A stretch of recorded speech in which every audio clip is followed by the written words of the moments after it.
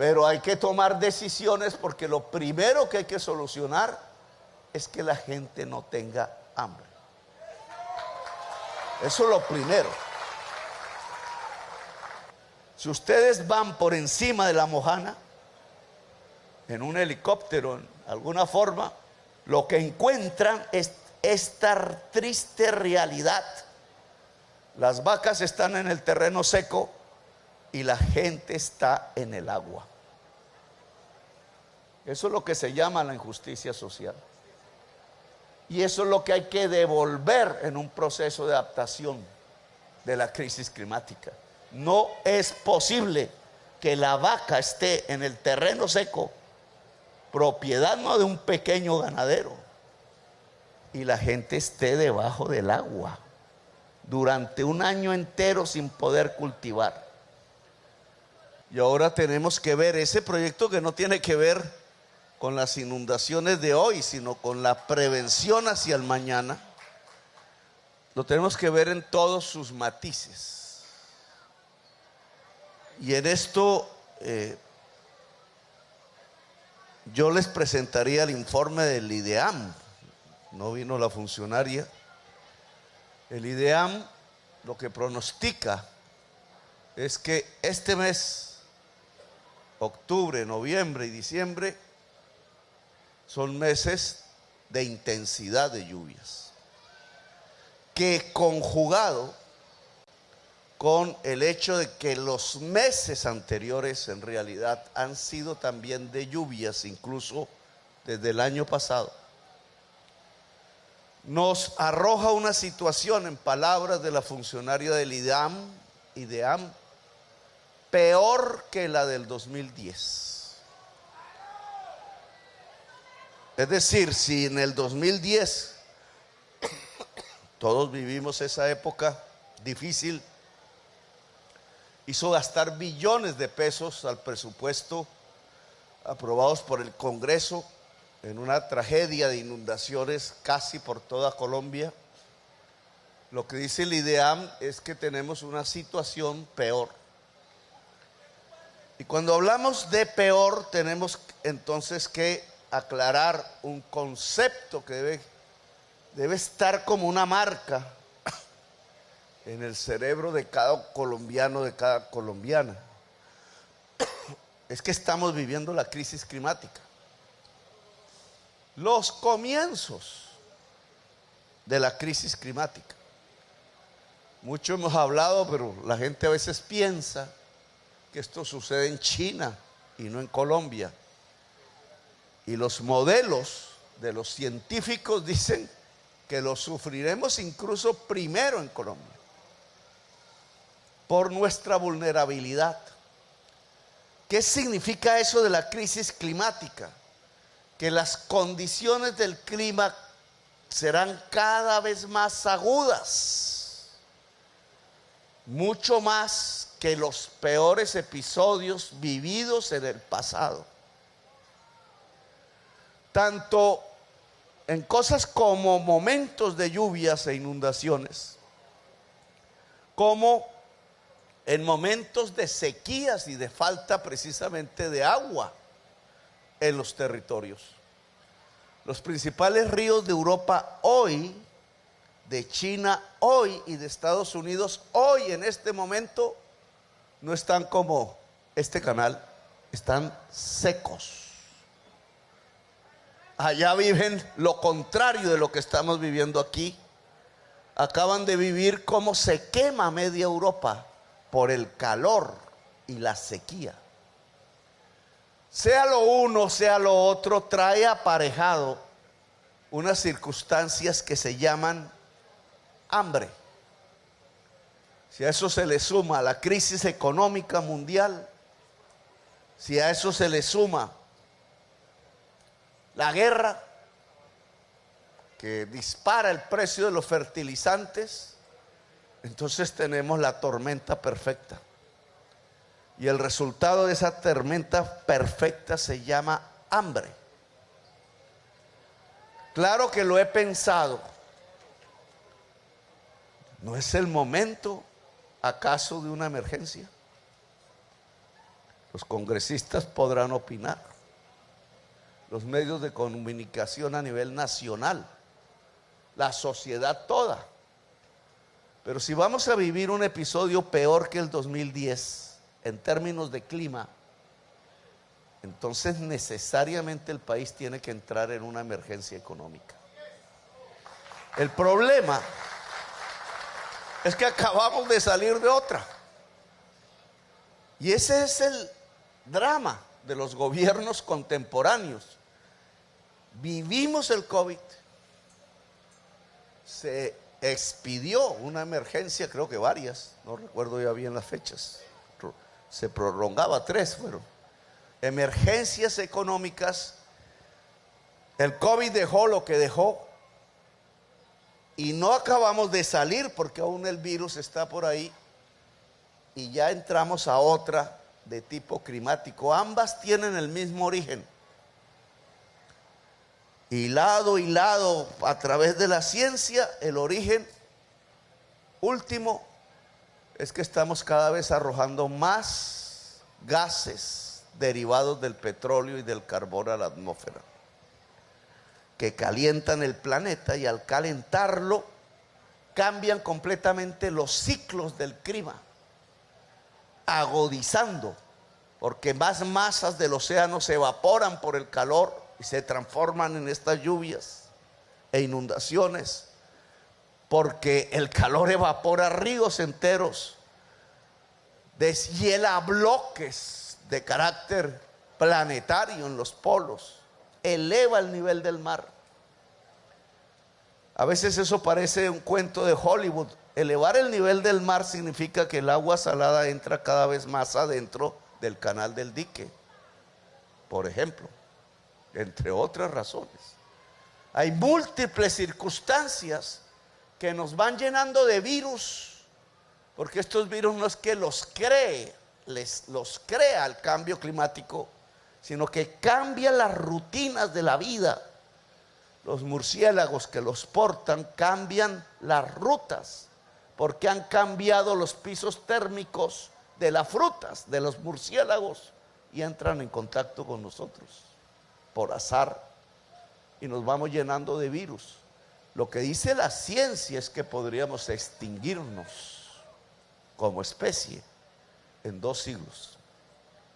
Ahora, nosotros no podemos, como colombianos y colombianas, detener la crisis climática, porque solo lo pueden hacer aquellos países que más emiten los gases de efecto invernadero, es decir, más usan el carbón, el petróleo y el gas. Temas de importancia mundial, porque nos estamos jugando el pellejo, literalmente, el nuestro, el de nuestros hijos, el de nuestros nietos.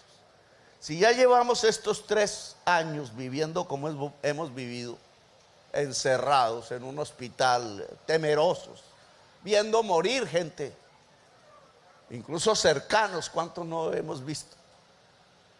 Encerrados, detenida la economía, y ya venimos a otra crisis de otro tipo, pero con la misma causa. Pues imagínense cómo vivirán nuestros hijos si no logramos detener este que es el principal problema de la humanidad.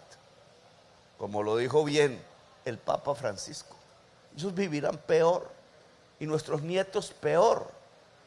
Luego tocó hacer cambios indudables. Uno de esos cambios que sí nos corresponde a nosotros se llama técnicamente adaptación al cambio climático. Es decir, que dado que las cosas empeorarán en términos del clima, entonces ¿cómo nos organizamos para que no nos hagan daño? Y ahí el tema que nos convoca en esta reunión. ¿Cómo nos organizamos para minimizar el daño, mitigar el daño, mitigar el riesgo? Y entonces yo dejo algunas interrogantes que William me ayudará a resolver en pocas horas, una vez terminada esta reunión. y después de haber escuchado a varios de ustedes con ideas diferentes en torno a este problema, que entiendo que son diferentes porque no es fácil. Por ejemplo, si ya en el 2010 había un plan que se fue realizando poco a poco, se invirtieron 1.2 billones de pesos en muros, en cosas. Ahí tenemos todo el desarrollo de las obras. Entonces, ¿por qué estamos otra vez igual? Es una pregunta que tenemos que hacernos. Lo dije en La Mojana. En La Mojana. Ahí estaba la gobernadora, ¿cómo se dice? Reemplazantes, encargada. En La Mojana hay el planteamiento de una obra más o menos similar, con esclusas, con unas compuertas de cemento, de concreto, etcétera, a lo largo de un gran kilometraje. Eso vale otros billones de pesos. Hoy La Mojana está inundada. En el año 2010, que se inundó también, entonces se dijo que había que hacer un gran jarillón, derecho, recto, sin esclusas. Y se hizo. Y en una de esas vueltas del jarillón en 90 grados, en un sitio que se llama Caregato, Bolívar creo que es, pues claro, el agua va cada vez con más fuerza, y al estrellarse contra el jarillón, porque tiene que voltear en 90 grados, rompió el jarillón. Y hoy está inundada La Mojana. ¿Cuánto dinero se invirtió en el jarillón? Y estamos en lo mismo. Estamos en lo mismo. Y entonces mi pregunta es, ¿y ahora no sucederá lo mismo? Porque ahora, claro, se entiende por la fugia de los tiempos de estar viviendo aquí al lado del agua. Se entiende el que terminemos como cuando se le reza a la Virgen. No, es que esta obra sí es la solución. Y resulta que por lo menos las que se propusieron en el año 2010 con igual esperanza, y se financiaron y se hicieron, no sirvieron. Porque hoy estamos otra vez en la misma. Y ahí hay un elemento técnico, William, que quiero que tengan en consideración. Y es que si la crisis climática lo que nos propone es escenarios cada vez más difíciles, no vividos antes, si una obra de ingeniería se hace es con los episodios anteriores, no es segura, porque los episodios anteriores van a ser superados hacia adelante. Y este es un tema que creo está detrás del proyecto del Canal del Dique como un presupuesto, y es que se hizo sobre la base de modelos del pasado, o sea, hasta dónde llegó el agua en el pasado, pero no está previendo que cada vez será peor y que por tanto la obra tiene que ser de otro tipo. Pregunta, ojo, yo aquí no estoy pontificando, no, estamos en la discusión previa a una toma de decisión que tiene que ser rápida, obviamente. Segunda pregunta respecto, y también cojo de ejemplo La Mojana. Entonces llego a La Mojana, nos tocó ponernos las botas, todo está inundado. Los campesinos no siembran desde hace un año, porque el problema es largo en el tiempo, no es un evento de una inundación que pasó en 2 meses. Apenas llegó el agua el año pasado ya, y han intentado tapar el Caregato, y cada vez más fuerza en el río. No se puede tapar el Caregato en plena temporada invernal. Todavía tenemos el problema de Hidroituango un poco más allá, que es como una espada de Damocles ahí lista. porque el embalse está lleno y el embalse no tiene sifón. Ese es el problema de Hidroituango. Todos los embalses, y este tenía un sifón, pero este se le dañó el sifón, y entonces está saliendo el agua es por arriba.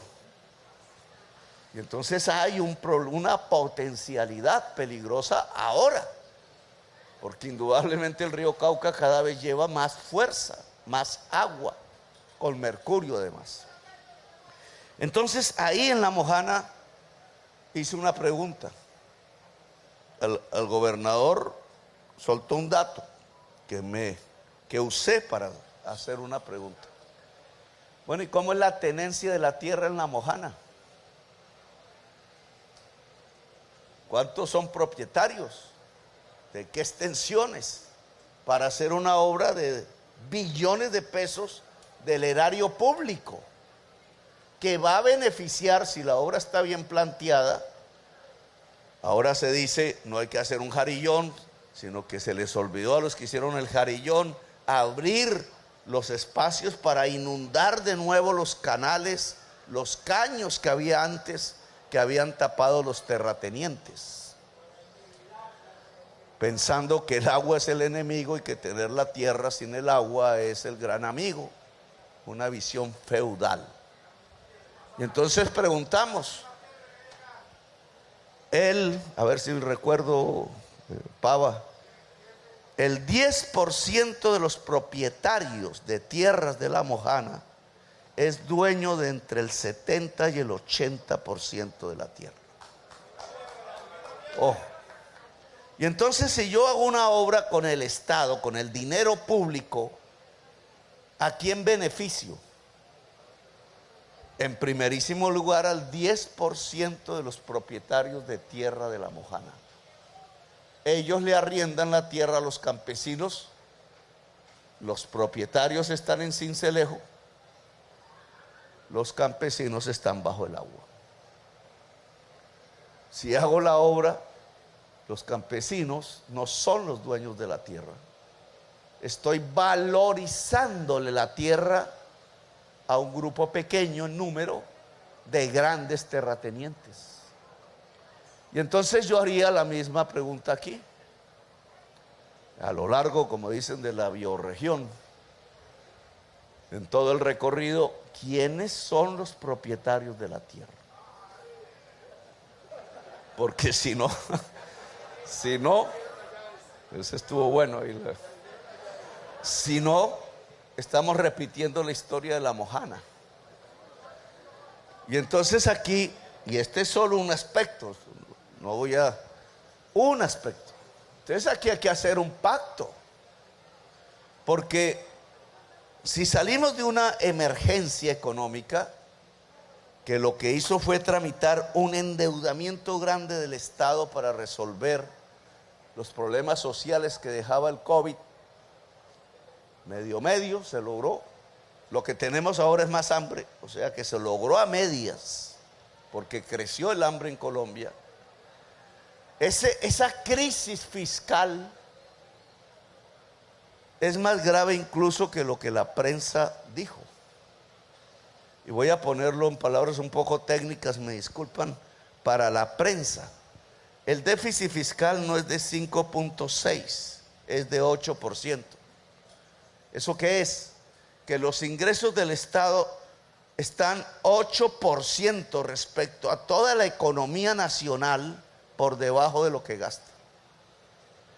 El 8% de la economía nacional en valor es el hueco, vale el hueco entre unos ingresos menores del Estado sobre lo que gasta.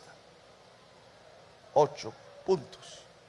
Esos son más o menos 80 billones de pesos, más o menos. Esta obra vale 3.2, o sea, financiar esta obra va en contravía, digamos, de cerrar el hueco por donde está entrando el agua de la crisis fiscal del Estado colombiano, 80 billones. Pero es más problemático aún, y hay que discutirlo públicamente. Casi la mitad de ese déficit tiene que ver con una política hecha hace varios años, por medio de la cual Ecopetrol, para hacer la gasolina, le compra a los extractores de petróleo en Colombia al precio internacional del petróleo. Y por tanto la gasolina se produce con una base de costos que es el precio internacional del petróleo. Hoy ese precio está en 100, por ahí. El costo de producir nuestro petróleo es $28 el barril. Pero no pagamos 28, ni 30, ni 32, ni una ganancia razonable, sino que para hacer la gasolina estamos pagando es $100 el barril. Así se hace el precio de la gasolina. Y se estableció un fondo de compensación.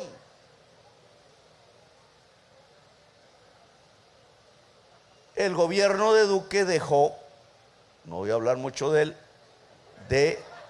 en la medida que subía el precio del petróleo, de subir el precio de la gasolina al consumidor. Y se fue acumulando el hueco, de tal manera que ese hueco hoy vale casi 40 billones de pesos. Es decir, la mitad del presupuesto nacional.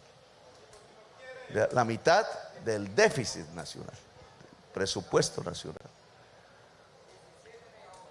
¿Cómo corregimos si ya viene otra crisis? ¿Cómo tenemos una potencia para defendernos de la crisis que ya está encima de nosotros? Está en ese cielo. Se llama agua, que implica una serie de obras como muchas de las que aquí se ha hablado, pero en todo el país. Y un poco de gente con más hambre que lo que había hace 2 meses. Y el hambre se llena con comida, se quita con comida y la comida vale. ¿Cómo logramos pasar de la crisis del COVID, que nos dejó en una crisis fiscal, a asumir la crisis que nos va a dejar el cambio del clima en este mes y los próximos que vamos a vivir? Pues hay que tomar decisiones que no van a ser fáciles y no le van a gustar a muchos. Pero hay que tomar decisiones, porque lo primero que hay que solucionar es que la gente no tenga hambre. Eso es lo primero. En La Mojana tomamos unas medidas concretas para el presente, para el ya, que no es el de los proyectos de medio y largo plazo. Donde haya terrenos de la SAE, reubicación permanente. Esas son las directrices que le dimos al ingeniero Pava. En donde haya terrenos donde la gente pueda vivir en reubicación permanente, sea en ciudades, si están afectadas, sea en el mundo rural, comprar las tierras para que la gente pueda hacer reubicación permanente. No es posible, no es solución si una persona sufrió la inundación año 2010 en su lote de tierra y otra vez está inundado. No hubo solución. Así de simple, no hubo solución.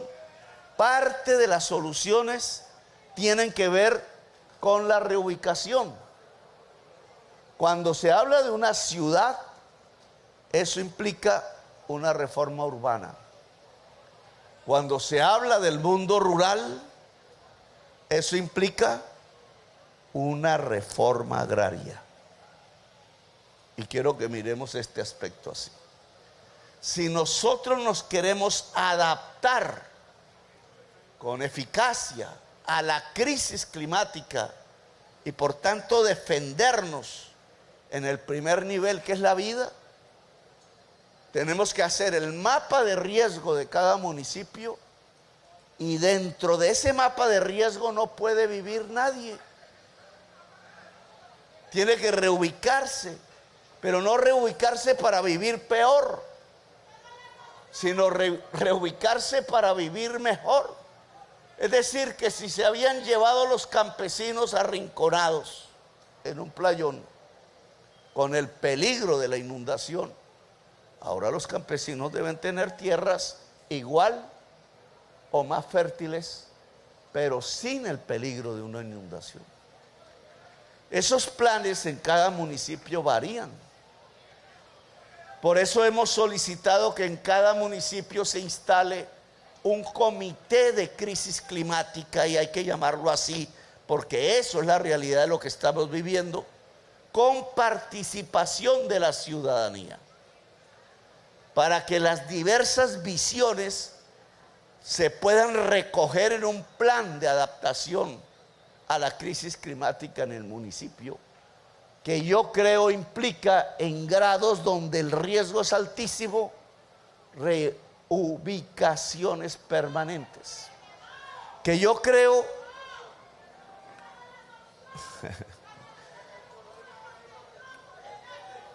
bueno, esa frase vamos a contestarla porque es bueno, porque está en la mente de cada persona, y es precisamente lo que nos hizo fracasar en el año 2010. La mente, en el sentido común, dice: yo no me quiero reubicar porque yo nací aquí, porque yo viví aquí, porque es difícil tomar esa decisión que equivale a una especie de desplazamiento climático. Y entonces se ve una solución fácil: levanten el muro. ¿Dónde está el muro de Leticia, Amazonas? Pava. ¿Dónde está el muro que se levantó en el 2010 para salvar los barrios de Leticia y Amazonas? No está. No porque se hubieran robado la plata. El agua se llevó el muro. ¿Por qué el agua se llevó el muro? Porque cada vez hay más agua, tiene más fuerza en determinados momentos. Porque los cálculos ingenieriles siempre se quedan pequeños ante la fuerza de la naturaleza. Porque la naturaleza es más fuerte que nosotros. Porque ningún ingeniero puede contener el agua cuando el agua crece.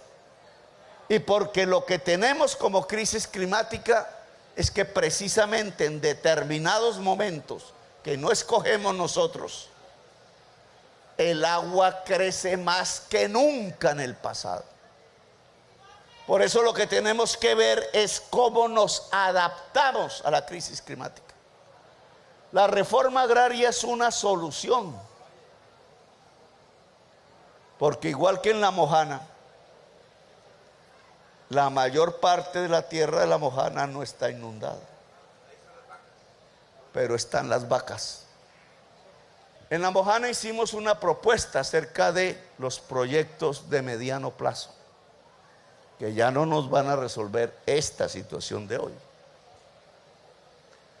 Si la tenencia de la tierra es desigual y una obra del Estado va a beneficiar a los poseedores de la tierra, impidiendo que se inunden esas tierras X años hacia adelante, ¿por qué no podemos cobrar valorización a las propiedades de más de 300 hectáreas? ¿Y por qué en vez de cobrarles en dinero valorización, no pedimos que eso que va a pagar en dineros como un impuesto de valorización nos lo pague en tierras? ¿Y por qué entonces no llevamos esas tierras a que sean propiedad de los campesinos y de las campesinas, empezando por las campesinas? Así se puede reubicar la gente, entregándole tierra fértil a la mujer campesina. Vamos a poner este ejemplo del Canal del Dique. Según el proyecto, que vamos a revisar bien, se beneficia la bahía de Cartagena, es uno de sus objetivos, incluso las islas coralinas. Si se beneficia la bahía de Cartagena y el sedimento no llega allá, gracias a la obra pública, ¿por qué no se cobra valorización en la bahía de Cartagena? Digamos, es lo que dice la ley. Lo que pasa es que no se hace porque ha existido una mentalidad en donde se cree que el dinero público debe enriquecer al que ya es rico, sin compensación. Esa compensación, que es disminuir el costo de la obra para el Estado, porque recibimos algo que es tierra, se vuelve justicia social a lo largo del territorio. Se vuelve más tierra para el campesinado. Ambos, el gran poseedor de tierras y la familia campesina, se benefician. Porque el gran poseedor de tierras, así haya achicado un poco su tierra, pagándolo como pago por valorización, tiene una tierra más productiva porque no se está inundando. Hasta que el proyecto garantice que nuevas oleadas de crisis climática, si es que no somos capaces de detener la crisis como humanidad, terminen otra vez destruyéndolo, como acaba de pasar con las obras que se hicieron en el Canal del Dique en el 2010 y con las obras que se hicieron en La Mojana en el año 2010. Entonces son elementos.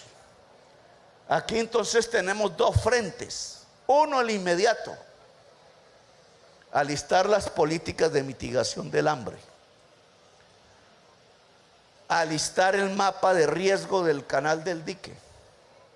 En las zonas de altísimo riesgo, solicitarle voluntariamente a las familias reubicación.